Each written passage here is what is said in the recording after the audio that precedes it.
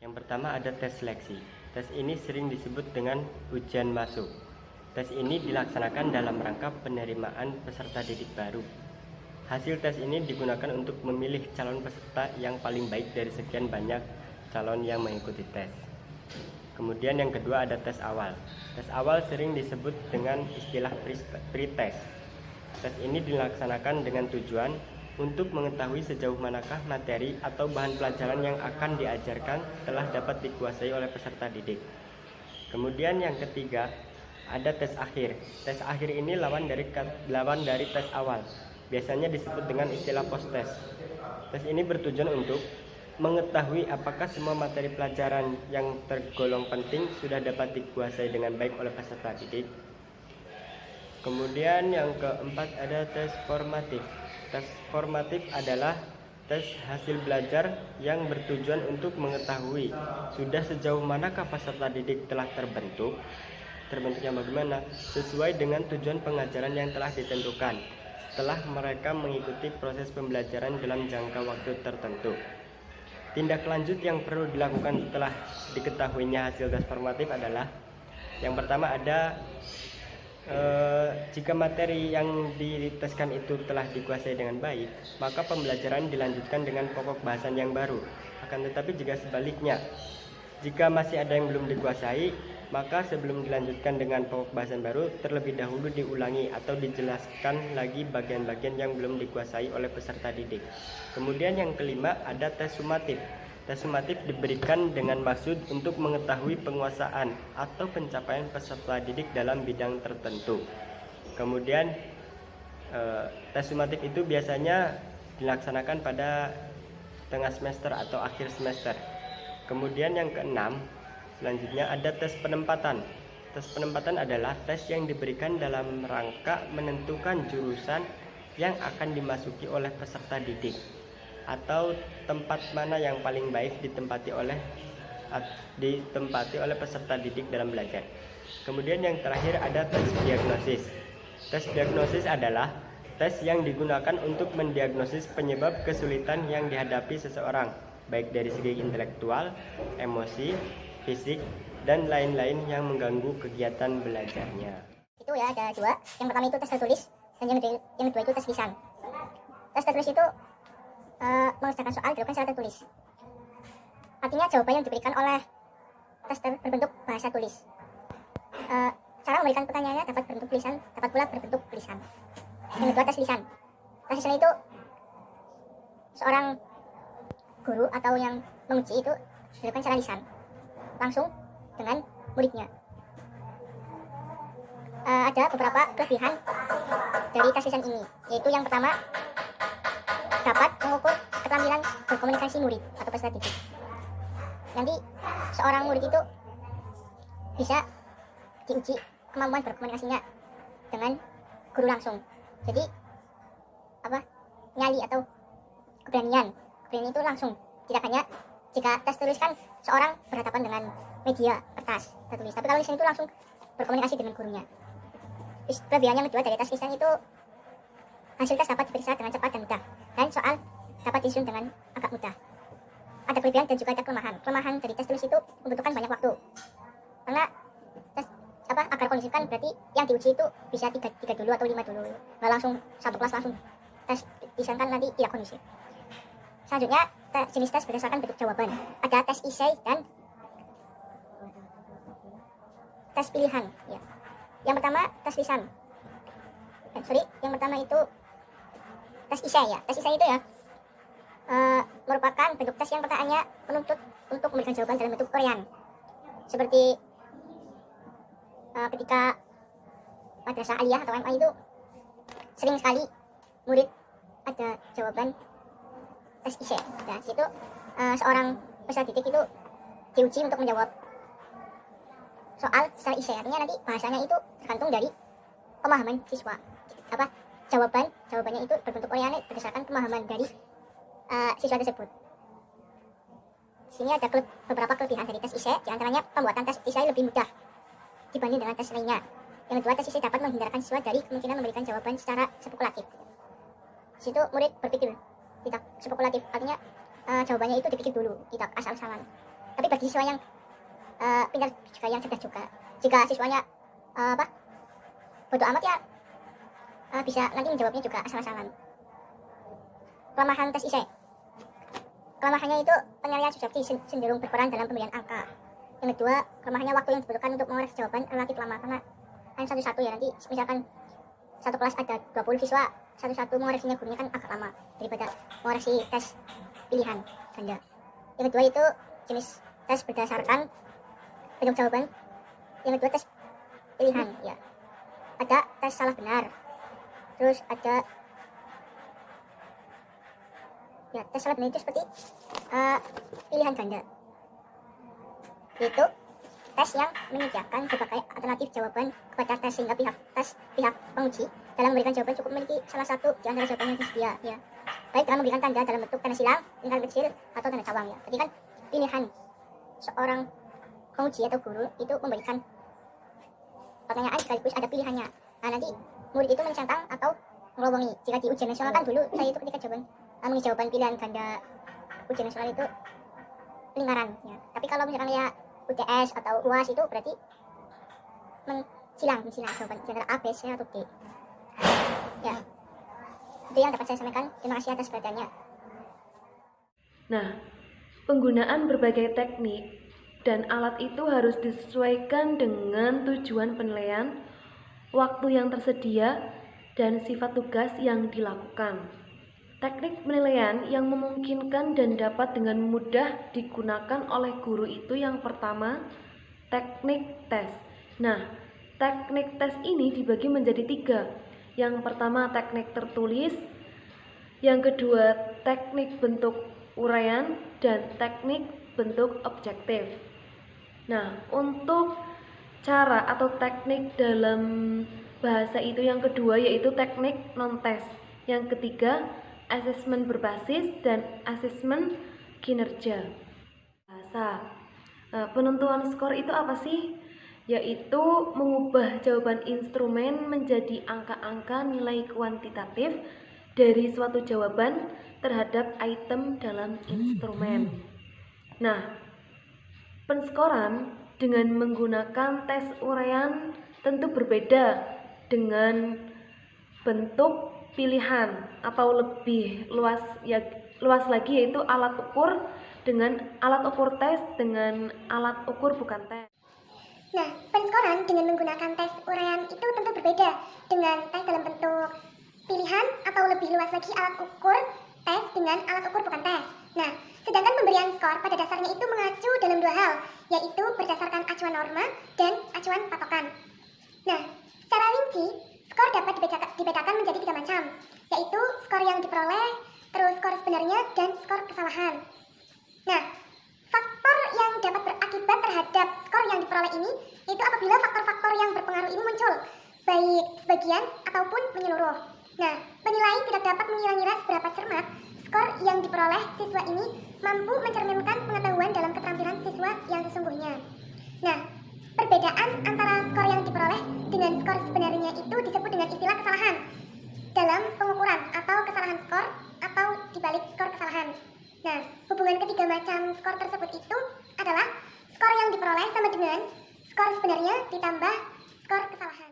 Tes bahasa Arab ini dibagi menjadi 2 kelompok, yaitu tes komponen bahasa Arab An-Nasir al-Lughah dan tes keterampilan berbahasa Maharah al-Lughah.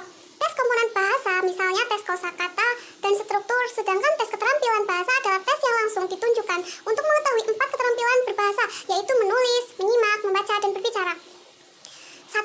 Tes struktur atau tata bahasa Olaib. Dalam bahasa Arab, tes ini lebih difokuskan kepada tes pembentukan kata sorof dan pembentukan kalimat nahwu. Misalnya berupa pemahaman tes terhadap proses pembentukan kata tasrif dalam bahasa dan dapat pula penggunaannya, yakni bagaimana tes dapat mentafsir kata dalam bahasa Arab. Dan yang paling penting, dapat menggunakannya dalam kalimat. Begitu juga pada tes penggunaan pembentukan kalimat nahwu juga bisa mencakup aspek pemahaman dan penggunaan kaidah-kaidah nahwiyah sekaligus penggunaan nyatabik dalam bentuk kalimat yang sempurna jumlah mufidah. 2. Tes kosakata, yaitu mufrodat. Tes ini juga dapat digolongkan menjadi 2, yakni pemahaman dan penggunaannya. Pemahaman yang dimaksud di sini adalah sejauh mana tes menghafal sejumlah mufrodat product yang sudah diberikan oleh gurunya, serta sejauh mana pula tes mampu menggunakannya dalam bentuk kalimat secara tepat dan benar sesuai dengan maknanya. Bisa juga tes ini untuk mengukur beberapa indikator kompetensi yang lain seperti padanan kata, lawan kata, pengertian kata, dan kelompok kata. 3. Tes keterampilan menyimak, istima. Kemampuan menyimak adalah hal yang pertama harus dikuasai oleh setiap individu. Tanpa kemampuan ini, seseorang akan kesulitan untuk melakukan komunikasi dengan yang lain. Dalam sebuah penelitian disebutkan bahwa aktivitas menyimak atau mendengar mendominasi kegiatan manusia dan menghabiskan waktu paling banyak dalam keseharian individu. Menurut Nurgiantoro, yang perlu diperhatikan dalam tes menyimak ini adalah 1. Tingkat kesulitan wacana yang akan disimak. 2. Itu ada isi dan cakupan wacana disesuaikan dengan tingkat perkembangan psikologi anak, termasuk memperhatikan minat dan kebutuhan mereka. 3. Jenis-jenis wacana, yaitu deskripsi, narasi, eksposisi, dan argumentasi. Idealnya, wacana yang akan diperdengarkan adalah wacana dari penutur asli, al-natik, al-asli. Ya, selanjutnya yang keempat, tes keterampilan berbicara kalam. Tes ini adalah upaya mengetahui kemampuan tes dalam hal pengungkapan pikiran secara lisan. Tes kemampuan berbicara ini lebih difokuskan kepada hal-hal yang berkaitan dengan kemahiran berbicara yang meliputi 1. Relevansi dan kejelasan isi pesan atau pelafalan dan pola tekanan intonasi. 2. Ada penggunaan bahasa yang baik dan benar, tata bahasa dan kosakata. 3. Penjelasan dan kerapian pengorganisasian isi kelancaran, serta pemahaman kemampuan merespon ujaran secara lebih baik. Di sini, untuk mengukur kemampuan ini, banyak cara yang bisa dilakukan oleh pembuat tes, mulai dari tingkat dasar sampai tingkat yang paling tinggi, sesuai dengan kemampuan peserta didik, yaitu antara lain membaca keras, berbicara melalui gambar kisah, menceritakan kembali dari kaset, bercerita bebas, wawancara, mukabala, ceramah, hitobah, diskusi, munakosah. Ya, selanjutnya yang kelima. Yang kelima itu adalah tes kemampuan membaca, qiraah. Membaca di sini adalah hal yang sangat penting karena dengan banyak membaca seseorang akan mendapatkan banyak informasi baru tentang perkembangan kehidupan. Sasaran kemampuan tes membaca yang paling utama itu adalah kemampuan peserta didik dalam memahami isi bacaan. Tes kemampuan membaca ini dimaksudkan untuk mengukur tingkat kemampuan kognitif peserta didik dalam memahami isi wacana tulisan. Di sini, tes kemampuan membaca juga harus diklarifikasikan menjadi beberapa jenjang sesuai dengan tingkat perkembangan peserta didik. 1. Kemampuan tingkat dasar mubtadi meliputi tes pencocokan kata atau kalimat. Misalnya, tes diminta untuk memilih salah satu kata yang paling cocok dengan kata yang ada di sebelahnya dan sebagainya. Mencocokkan gambar dengan kata atau kalimat yang sudah disediakan. 2. Kemampuan tingkat menengah mutawasit atau di mana tes diminta untuk menentukan nama gambar yang tersedia sekaligus diminta untuk mendefinisikan gambar-gambar tersebut ke dalam bahasa sasaran. 3. Kemampuan tingkat lanjut mutaqaddim, yaitu dengan bentuk tes benar atau salah, pilihan ganda dengan teks pendek atau panjang. Tes melengkapi serta menyusun kembali kalimat-kalimat yang tersedia secara benar sesuai dengan aturan dan urutannya. Yang keenam, ada tes kemampuan menulis al-takbir al-tahrir. Menulis yang dimaksud di sini adalah kemampuan menuangkan ide-ide dan gagasan secara tertulis, bukan sekedar bisa menulis sesuai kaidah penulisan qawaid al-imla. Karena itu, peserta didik dalam hal ini dituntut untuk memiliki penguasaan dalam menggunakan berbagai aspek dan komponen bahasa secara simultan. Dalam tes ini membuat soal dapat menggunakan jenis tes menulis terbimbing, insya muwajjah, atau tes menulis bebas, insya hur. Sementara itu, teknis evaluasi yang digunakan dalam pendidikan terdiri atas teknik tes dan teknik non-tes. Pada umumnya, teknik non-tes yang dapat digunakan dalam evaluasi pendidikan adalah wawancara, interview, pengamatan observasi, skala bertingkat, daftar cocok, kuesioner, dan penilaian autentik. Langsung saja, jenis tes berdasarkan cara penyusunannya itu dibagi menjadi dua, yaitu tes buatan guru dan tes baku atau terstandar. Tes buatan guru yaitu tes yang dibuat oleh guru untuk keperluan penilaian guru tersebut terhadap siswanya. Kemudian tes baku atau terstandar yaitu tes hasil belajar ataupun tes psikologis yang hasilnya dapat ditafsirkan secara umum. Ya, contoh dari tes buatan guru yaitu biasanya ulangan harian, seperti itu ya, ulangan harian. Kemudian tes baku atau terstandar, contohnya ujian nasional, kemudian ada ujian IQ, TOEFL, TOEFL, seperti itu. Itu tes yang baku atau terstandar. Kemudian apa aja sih perbedaan tes baku dengan tes buatan guru? Nah, yang pertama, isi dan tujuan tes baku itu bersifat umum, global gitu ya, umum. Sedangkan tes buatan guru itu bersifat khusus. Nah, biasanya misalkan nih kita ambil contohnya yang tes baku itu ujian nasional. Nah, ujian nasional itu kan untuk seluruh siswa-siswa ya, untuk seluruh siswa di Indonesia gitu ya, seluruh Indonesia gitu. Nah, kalau sedangkan tes buatan guru itu bersifat khusus, artinya hanya murid-murid yang diajar guru tersebut saja yang mendapatkan tes tersebut gitu. Kemudian yang kedua, tes baku mencakup pengetahuan dan kecakapan yang luas, sedangkan tes buatan guru mencakup pengetahuan dan kecakapan yang bersifat khusus. Nah, seperti tadi itu contohnya. Pengetahuan dan kecakapannya itu luas ya. Jadi dari pusat itu kan sudah dirancang kurikulumnya. Nah, pasti tesnya juga terpaku kepada kurikulum yang sudah disusun dari pusat gitu. Kemudian kalau yang tes buatan guru itu mencakup pengetahuan dan kecakapan yang bersifat khusus. Jadi misalkan guru itu kayak misalkan ulangan harian nih, guru itu memberikan materi itu mengenai hal-hal ini gitu.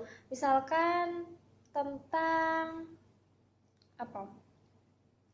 Misalkan tentang jumlah ismiyah atau jumlah fi'liyah kayak gitu kan, hanya pengetahuan yang itu saja yang diberikan kepada siswa-siswanya saja gitu kan.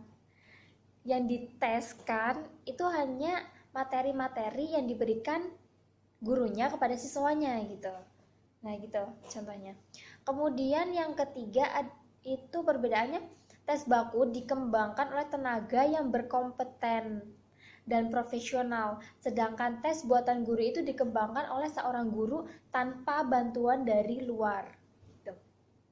Nah, tes baku itu biasanya disusun oleh tenaga pendidik yang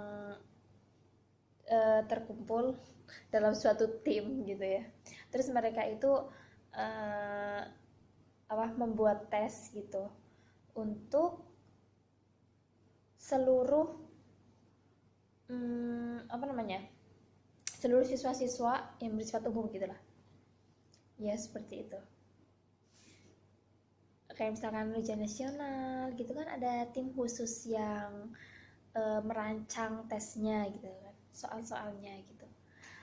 Namun kalau tes yang buatan guru ini cuma guru itu saja yang membuat gitu, tidak ada campur tangan dari pihak lain gitu. Kemudian yang terakhir ini, tes baku memiliki derajat keahlian dan keandalan yang tinggi, sedangkan tes buatan guru memiliki derajat kesohihan dan keandalan yang rendah. Karena apa? Tes baku ini bisa menjadi patokan. Misalkan bisa menjadi patokan siswa-siswi misal itu bisa diterima di suatu lembaga kayak gitu misal ya. Nih, tes baku ini derajat keahlian dan keandalan yang tinggi. Jadi bisa buat patokan nih. Tes baku ini bisa menjadi patokan kayak tes TOEFL ya. TOEFL gitu, misalkan kalau misal nilainya itu lebih dari 500 gitu misalkan ya, standarnya 500, lebih dari 500 itu akan diterima kerja kayak gitu misalkan. Nah, itu tes baku memiliki derajat keahlian dan keandalannya tinggi. Sedangkan tes buatan guru ini memiliki derajat kesahihan dan keandalannya rendah karena hanya satu guru saja yang bikin gitu. Oke, terima kasih dari saya. Apabila ada pertanyaan nanti dapat dipertanyakan di sesi tanya jawab ya. Sekian dari saya. Wassalamualaikum warahmatullahi wabarakatuh.